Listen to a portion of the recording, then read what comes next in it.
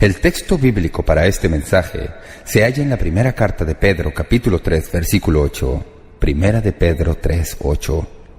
Finalmente, sed todos de un mismo sentir, compasivos, amándoos fraternalmente, misericordiosos, amigables. Uno de mis escritores favoritos es Philip Yancey. En uno de sus libros, él cuenta de cierta ocasión en la que un hombre se le acercó después de una conferencia y le dijo más bien de pronto: «Usted escribió un libro titulado ¿Dónde está Dios cuando duele?, ¿verdad?». Yancey contestó: «Sí, yo soy el autor de ese libro». El otro le dijo: «Bien, no tengo tiempo para leer el libro. ¿Podría decirme en una o dos frases de qué se trata?». Yancey luego comenta: «A un escritor le encantan peticiones como esas después de haber pasado años enteros trabajando en un libro. Aquí está un individuo que lo quiere en 2 minutos». Después de pensar algo, le respondí, y yendo igualmente al grano tal como él había hecho la pregunta, le dije: «Supongo que tendría que responder a su pregunta con otra pregunta. Esta es la pregunta: ¿dónde está la iglesia cuando duele? ¿Dónde está la iglesia cuando duele? No, ¿dónde está Dios? Sino, ¿dónde está la iglesia cuando duele? Como usted ve», continúa Yancey, «la iglesia es la presencia de Dios en esta tierra. La iglesia es el cuerpo de Cristo. Y si la iglesia hace su trabajo, si la iglesia se asoma en las escenas de desastre, si la iglesia visita a los enfermos, si la iglesia atiende en clínicas de atención al SIDA y atiende a las víctimas de violaciones y da de comer a los que tienen hambre y aloja a los indigentes, entonces no creo que el mundo se preguntara jamás: ¿dónde está Dios cuando duele? Ellos sabrían en dónde está Dios cuando duele: en los cuerpos de su pueblo, ministrando a un mundo caído». En verdad, nuestra conciencia de la presencia de Dios a menudo resulta como producto colateral de la presencia de otras personas. En este mensaje estamos tratando de aprender cómo relacionarnos unos con otros como el cuerpo de Cristo. Noten cómo Pedro empieza este pasaje: finalmente. En la Biblia, cada vez que aparece esta expresión «finalmente», siempre significa algo muy especial. Esto es lo que significa aquí. Si observan los versículos que preceden al versículo 8, verán que Pedro ha estado hablando de cómo llevarse bien en el matrimonio, cómo llevarse bien en el trabajo, cómo llevarse bien con el gobierno, cómo llevarse bien unos con otros, y así llega al versículo 8 y dice: «finalmente». Permítanme resumir todo esto y darles algunos principios que funcionan en todas estas situaciones, especialmente en la iglesia, especialmente en su matrimonio, especialmente cuando interactúan en su trabajo. Estos son principios que harán la vida realmente importante y significativa para todos ustedes. Así que dice: finalmente, sean todos de un mismo sentir, compasivos, amándose fraternalmente, misericordiosos, amigables. 5 cosas. Así que en este mensaje voy a hablar de esas 5 cosas. Apenas un versículo de la Biblia y 5 verdades. Estos son los principios de la comunidad y funcionan en la iglesia, en grupos pequeños, en los lugares de trabajo, sobre todo, funciona en nuestros hogares. ¿Sabían que en tiempos del Nuevo Testamento no tenían iglesias como nosotros las tenemos hoy? Cuando ellos se reunían para la adoración, se reunían en hogares, abrían sus casas, tenían iglesias en hogares por toda la ciudad, así que ellos tenían que haber sabido cómo proceder y cómo llevarse bien unos con otros. Uno de los grandes problemas que tenemos en nuestra cultura de hoy es que la gente no puede llevarse bien unos con otros, simplemente no pueden llevarse bien. Tenemos toda clase de problemas de personal y toda clase de problemas. Tenemos lo que se llama cólera de la carretera y tenemos todas estas cosas que son destructivas culturalmente porque la gente no sabe cómo llevarse bien y lo que significa estar en comunidad. Principio número 1. La comunidad requiere unidad. La comunidad requiere unidad. Pedro dice: finalmente, sean todos de un mismo sentir. ¿Sabían ustedes que no pueden deletrear la palabra comunidad sin la palabra unidad? Hay que tener unidad a fin de tener comunidad. Sin la palabra unidad, la comunidad no funciona. La versión popular lo dice de esta manera: vivan todos ustedes en armonía, unidos en un mismo sentir. Cuando vivimos en comunidad unos con otros, sea en un grupo pequeño o en una familia, en un negocio o donde quiera que interactuamos con otras personas, hay cierto enfoque. En la iglesia, nuestro enfoque es Jesucristo. Derivamos nuestra unidad de Él. Nuestra dedicación de unos a otros empieza, en primer lugar, con nuestra dedicación a Jesucristo. Cuando nos enfocamos en los intereses de Cristo, cuando nos enfocamos en los intereses de su reino, echamos mano de un anhelo común, de un afán común, y empezamos a tener intereses comunes unos con otros. Esta fue la dinámica absoluta de la iglesia inicial. Cuando se lee de la iglesia que empezó todo esto que conocemos como cristianismo. El relato se halla en el libro de Hechos, en el Nuevo Testamento. Vez tras vez vuelven a esta verdad. Permítanme mostrarles un par de versículos.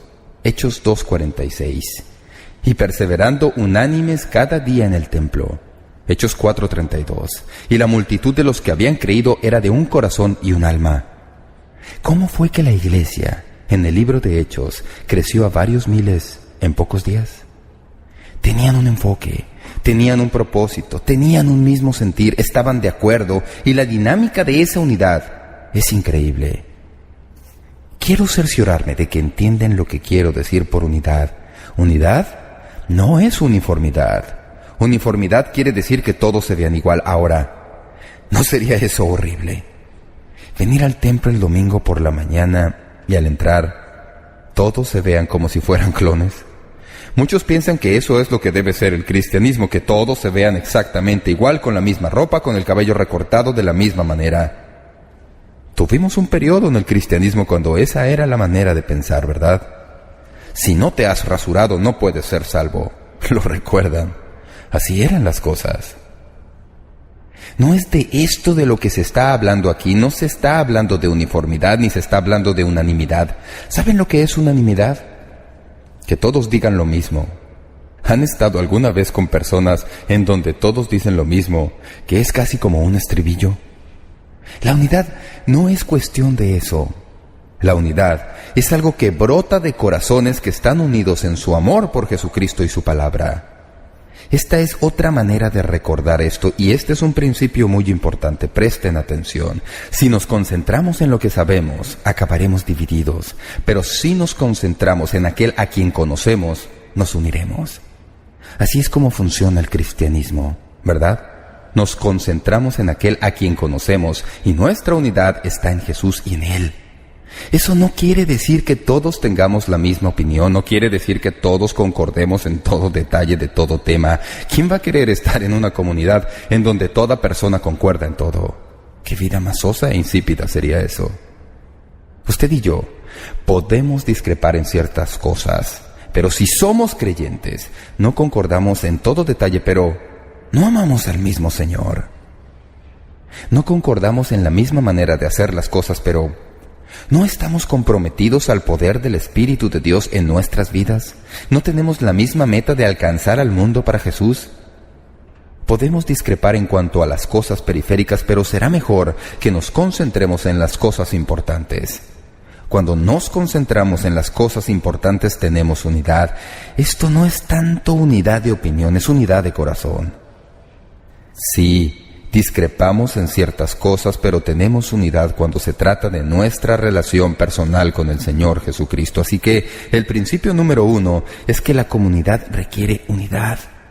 Ahora, al seguir leyendo en 1 de Pedro 3:8, el principio número 2, la comunidad reacciona con simpatía. Finalmente, sed todos de un mismo sentir, compasivos.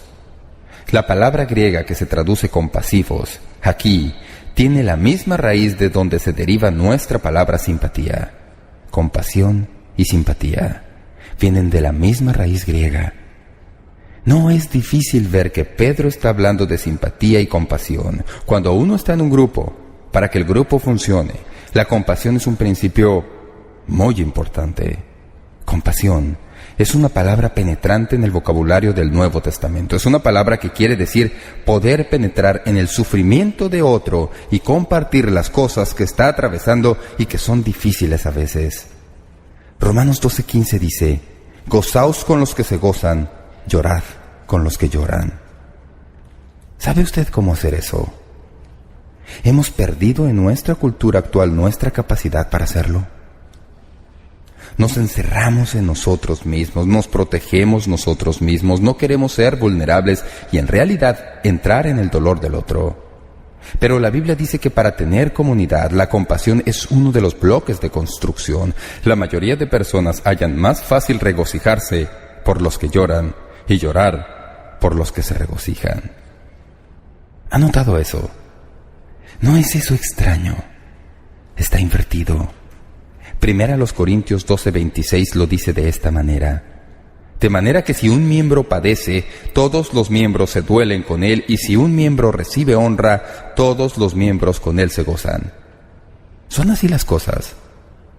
Si estamos totalmente en comunidad en nuestros grupos pequeños, en nuestras iglesias, en nuestros hogares, en nuestro lugar de trabajo, nos reunimos alrededor de las aflicciones y las alegrías de unos y de otros. Así es como entramos en comunidad. Leí hace tiempo que los ovejeros del estado de Nuevo México estaban perdiendo muchos corderos durante el invierno. Era algo muy marcado y estaba arruinando el negocio. El problema era que las ovejas llevaban a sus corderos a pastar durante el día, y cuando empezaba a nevar, la temperatura bajaba bajo el punto de congelación. Pero las ovejas no se daban cuenta del peligro, no sabían del peligro para los corderos y continuaban pastando como si nada, y pronto los corderos se congelaban hasta morirse. Entonces, los pastores se dieron cuenta de que las ovejas no se daban cuenta del peligro porque estaban cubiertas de espesa lana y no sentían la caída de la temperatura. Así que, ¿saben lo que hicieron? Les trasquilaron la lana de la parte superior de la cabeza. Así que, cuando el clima cambiaba, las ovejas sentían el frío en su cabeza, y cuando eso sucedía, volvían al granero y los corderos las seguían, y así resolvieron el problema. Ese es un pensamiento interesante, ¿verdad?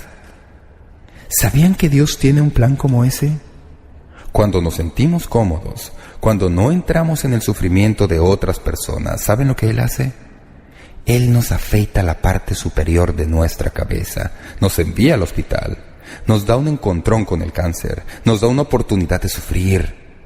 Luego, de repente, después de que uno ha sufrido algo, uno alza la vista y empieza a notar a otras personas. La Biblia dice que entonces podemos consolar a otros con el mismo consuelo que nosotros mismos hemos recibido. Así que, cuando se atraviesa algo, es como si se hubieran rasurado el cabello. De repente, usted siente el dolor, puede sentir el frío. Amigos y amigas, eso es lo que necesitamos en nuestra cultura hoy: entrar los unos en el dolor de los otros. No podemos simplemente irnos a casa y levantar el puente levadizo detrás de nosotros y echar llave a la puerta, subirnos a nuestros coches en la cochera, abrir la puerta de la cochera y nunca tocar a nadie. Nunca vemos a nuestros vecinos, nunca hablamos con nadie, ni siquiera sabemos si están sufriendo porque ni siquiera sabemos quiénes son. Para tener comunidad, tenemos que tener simpatía, debemos tener compasión. Otra de las narraciones que leí en el libro de Philip Yancey es muy poderosa. Él dice: por varios años anduve al lado de un amigo que atravesó un tiempo muy oscuro. Él estaba luchando con una profunda depresión y esos conflictos a la larga lo condujeron a un divorcio y a la pérdida de su carrera. Y sobrevivió a por lo menos 3 intentos de suicidio.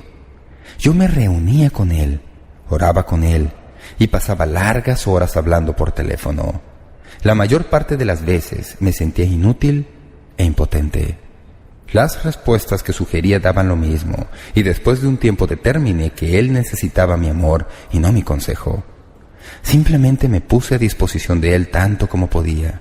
Con el tiempo, mi amigo experimentó sanidad que le trajo de regreso a la cordura, y entonces un día me dijo: «Tú fuiste Dios para mí. Yo no tenía contacto con Dios, Padre. Él parecía lejano, distante, pero seguí creyendo en Dios debido a ti». Yo quise contradecirle, continúa Yancey, y refutarle, porque sabía quién era yo y cuán distante estoy de Dios. Sin embargo, al escucharle me di cuenta del profundo significado detrás de la frase de Pablo: el cuerpo de Cristo. por la razón que sea, Dios me había escogido a mí y a otros pocos vasos de barro por medio de los cuales Él vertió su propia presencia, e hicimos este viaje no solos, hicimos este viaje más bien unidos unos con otros. ¿Ha conocido usted a alguien en alguna parte que lo conoce y que quiere saber que usted se interesa de esa manera? Cuando usted atraviesa dificultades, ¿no necesita eso? Si alguien simplemente entendiera. No necesitamos santurronerías, como saben. Simplemente ora y Dios te mejorará. Quiero decir, eso les decimos a nuestros hijos cuando están creciendo. Necesitamos mejores respuestas que esa y francamente, la respuesta que necesitamos es la compasión cariñosa que se describe en el relato que nos da el escritor Yancey. Simplemente estar al lado de alguien e interesarse lo suficiente como para estar ahí, a su alcance, y dejarles saber que estamos ahí si nos necesitan. No olvidemos que el ejemplo para todo esto y para todos nosotros no es otro que el mismo Señor Jesucristo. Hebreos 4:15 dice: porque no tenemos un sumo sacerdote que no pueda compadecerse de nuestras debilidades, sino uno que fue tentado en todo según nuestra semejanza, pero sin pecado. Es solo cuando nos acercamos unos a otros que podemos hacer eso. ¿Saben por qué no tenemos compasión unos por otros? Voy a decirles por qué. No nos conocemos unos a otros. Una de las razones por las que en nuestra iglesia insistimos con tanto vigor en grupos pequeños es para poder acercarnos a algunos, y tal vez Dios nos use para ayudarlos, o los usará a ellos para ayudarnos a nosotros a atravesar algunas de las dificultades de la vida. Así que el principio número 1 es que la comunidad requiere unidad, y el principio número 2 es que la comunidad reacciona con simpatía. Principio número 3. La comunidad responde como familia. Noten lo que dice: finalmente sed todos de un mismo sentir, compasivos, amándoos fraternalmente. Esta es la tercera vez en la que Pedro ha mencionado en esta breve carta que se supone que debemos amarnos como hermanos. Primera de Pedro 1:22 dice que debemos tener amor fraternal no fingido, y en Primera de Pedro 2:17 dice: amad a los hermanos. El Nuevo Testamento usa la palabra hermanos más de 200 veces para describir la relación que existe entre creyentes. En la Biblia se nos dice que cuando estamos juntos como creyentes somos hermanos y hermanas. Alguien va a decir: bien, si somos hermanos y hermanas, ¿por qué tenemos tantos desacuerdos? La respuesta es que se debe a que somos hermanos y hermanas. Esa es la respuesta. Cuando éramos niños y teníamos una pelea en la mesa, mi papá, que era pastor, si la pelea no era seria, él decía: ¡que continúe el amor fraternal! Lo decía con cierto tono sarcástico, pero, ¿saben? ¿No es maravilloso estar en familia? Les digo que es maravilloso estar en la familia de Dios. A donde quiera que voy, tal vez no conozca a la gente y tal vez pueda ir a algún lugar en donde nunca he estado, pero si ellos conocen a Jesús, somos familia. Una vez fui a una reunión de pastores y muchos de ellos me abrazaron como si yo fuera un pariente al que no hubieran visto por largo tiempo. Somos familia, porque cuando se conoce a Jesucristo y Él está en el corazón de uno, somos hermanos y hermanas. ¿No anhela eso usted en su vida? ¿No es eso algo que todos deseamos que pudiéramos tener? Ese tipo de intimidad, no solo dentro de nuestra familia humana, sino dentro de la familia mayor. De eso es de lo que se trata en la iglesia. En eso consiste el cristianismo. El cristianismo no es una religión, el cristianismo es una relación personal, primero que nada con Dios y luego con otros que le conocen. Por eso la Biblia dice que en la comunidad tiene que haber familia. ¿Está usted en la familia?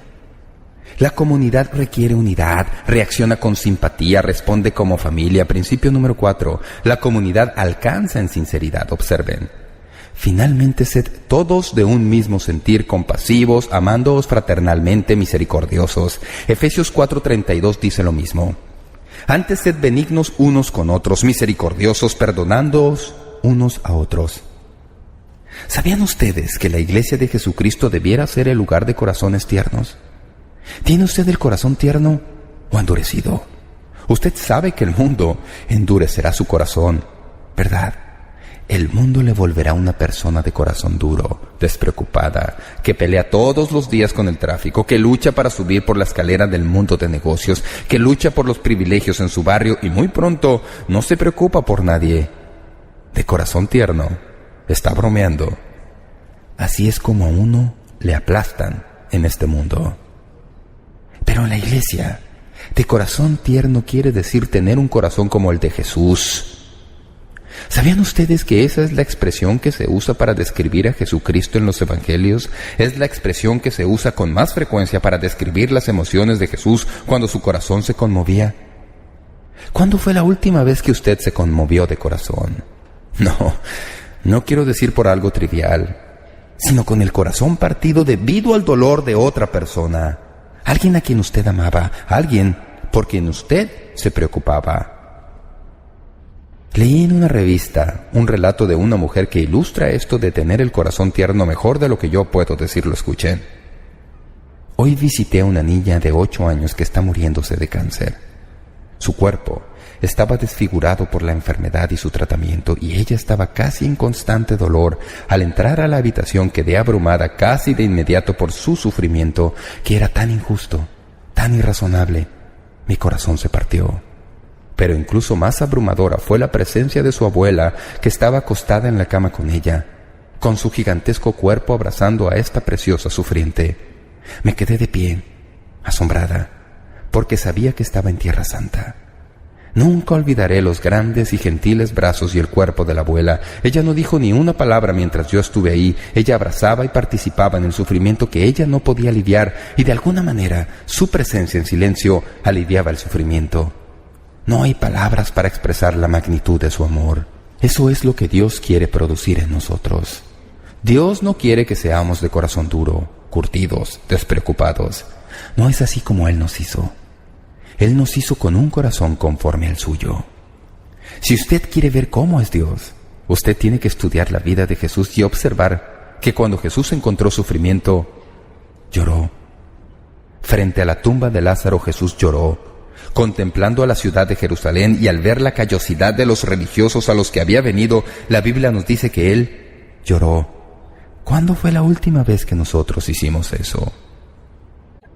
Amigos y amigas, es solo cuando penetramos en la verdad bíblica y nos acercamos a Dios y empezamos a emular a su Hijo Jesucristo que podemos convertirnos en personas reales.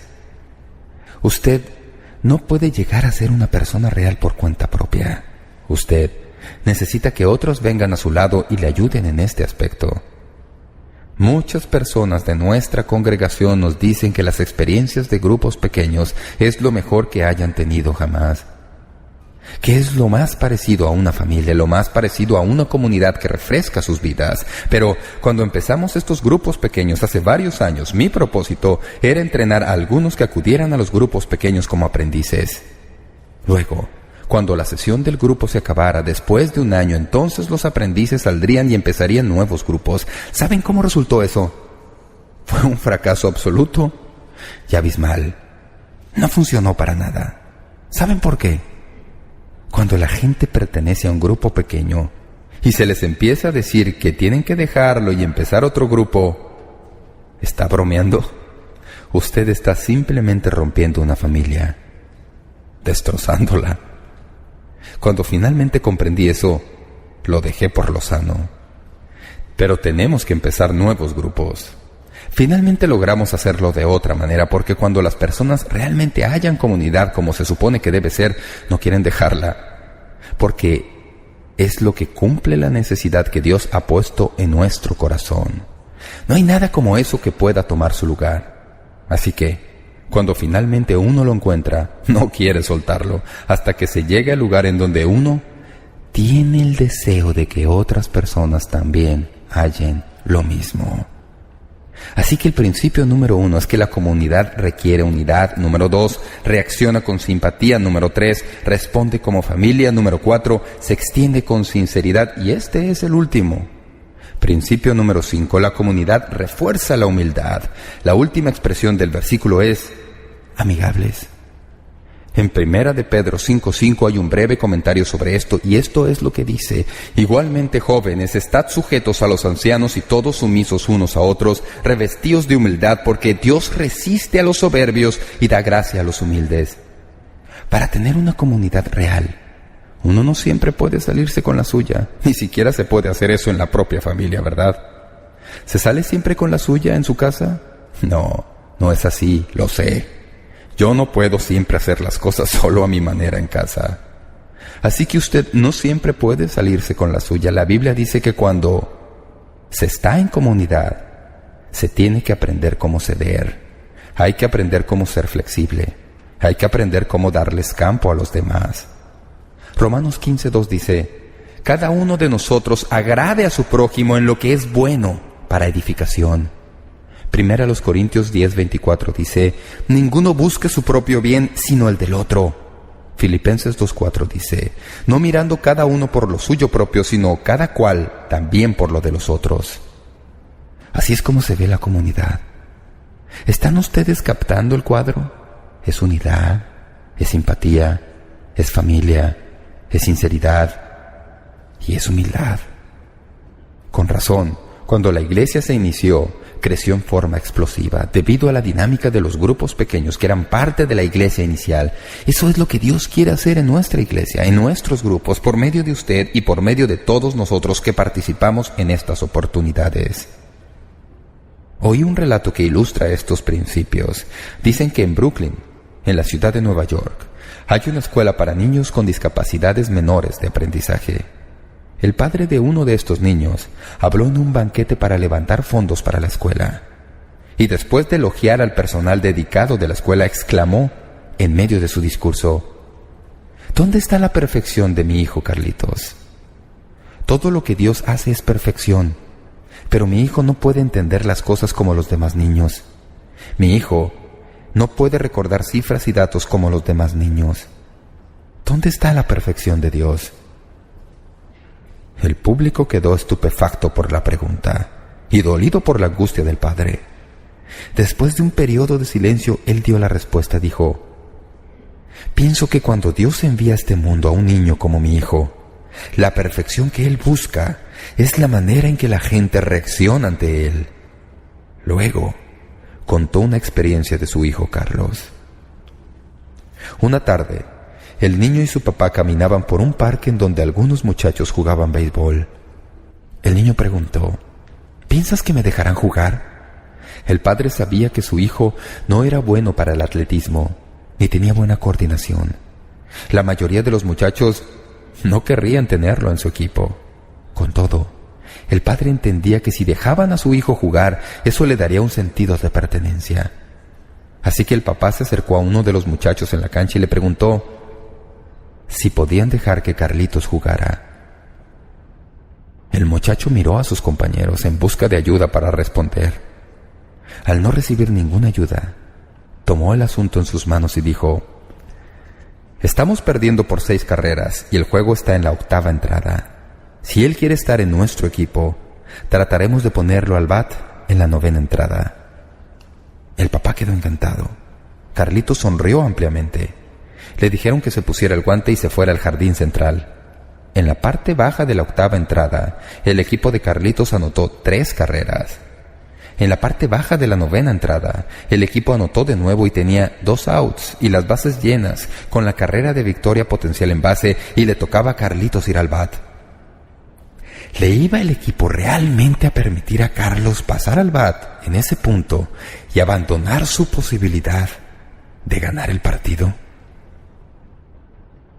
Sorprendentemente, le dieron el bat a Carlitos, sabiendo todos que era imposible, porque él ni siquiera podía sostener el bat en la posición debida y mucho menos batear. Sin embargo, cuando Carlitos pasó al plato, el lanzador se acercó unos cuantos pasos, lanzó la pelota suavemente para que Carlitos pudiera por lo menos hacer contacto.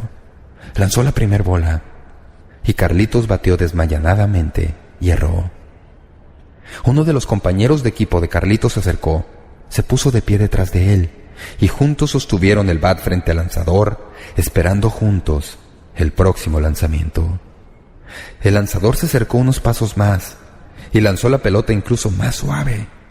Cuando la pelota vino, Carlitos y su compañero de equipo movieron el bat y le acertaron a la pelota, que cayó en el suelo cerca del lanzador. El lanzador recogió la pelota y podría haberla lanzado con facilidad a primera base. Carlitos hubiera quedado ponchado y el juego se hubiera terminado, pero en lugar de eso, lanzó la pelota en un arco muy alto al jardín derecho, muy lejos del alcance del jugador de primera base. Todos los presentes empezaron a gritar: ¡Corre! ¡Corre, Carlos! Bien, él nunca había corrido a primera base en toda su vida. Empezó a avanzar desmañanadamente por la línea hacia la base, con los ojos enormemente abiertos y sorprendido. Para cuando llegó a primera base, el jardinero derecho tenía la pelota. Podía haberla lanzado al jugador de segunda base, que hubiera podido ponchar a Carlitos, que seguía corriendo, pero más bien lanzó la pelota muy alto, por encima de la cabeza del jugador de tercera base. Todos gritaron: ¡Corre a segunda, Carlos! ¡Corre a segunda! Carlos corrió a segunda base mientras los otros corredores en delirio recorrían las bases hasta llegar al plato. Cuando Carlitos llegó a segunda base, el jugador del equipo opuesto le dirigió a tercera base y le gritó: ¡Corre a tercera! Mientras Carlitos daba la vuelta por tercera base, ambos equipos corrían detrás gritando: ¡Corre al plato, Carlos! ¡Corre al plato! Carlos corrió al plato, pisó la base y todos los 18 jugadores lo levantaron en hombros y lo convirtieron en su héroe, porque acababa de lograr un gran jonrón y ganado el partido. Ese día, dijo el padre con lágrimas corriéndole por la cara, ese día, por un momento, esos 18 muchachos alcanzaron el nivel de perfección de Dios. Amigos y amigas, en eso consiste la iglesia según el Nuevo Testamento. En eso consiste la comunidad. Es asunto de estar en el mismo equipo. Es cuestión de ayudar a los que necesitan nuestra ayuda y de alentar a los que necesitan una voz de aliento. Es cuestión de levantarlos en nuestros hombros cuando no podemos caminar con sus propios pies. ¿Cómo podemos hacer eso sin tocarnos unos a otros? Así que si usted no pertenece a algún grupo pequeño, debe buscar uno. Si quiere crecer en su vida espiritual, no puede crecer a menos que esté con otras personas. El crecimiento es imposible en aislamiento. Si usted no es creyente y me pregunta: bien, Pastor Jeremiah, ¿cómo logró pertenecer a una familia así? En realidad es sencillo. ¿Sabe usted que Dios le ama? Él le ama con un amor tan intenso que no escatimó ni a su propio Hijo Jesucristo. Un día, en el cielo, Dios, conociendo su santidad y conociendo los pecadores que somos nosotros, dijo: no hay manera en que yo pueda traer a estas personas a mi cielo perfecto a menos que haga algo a su favor. Así, mirando por el cielo, vio la respuesta. Le dijo a su Hijo Jesús: voy a enviarte al mundo para que seas salvador de la humanidad.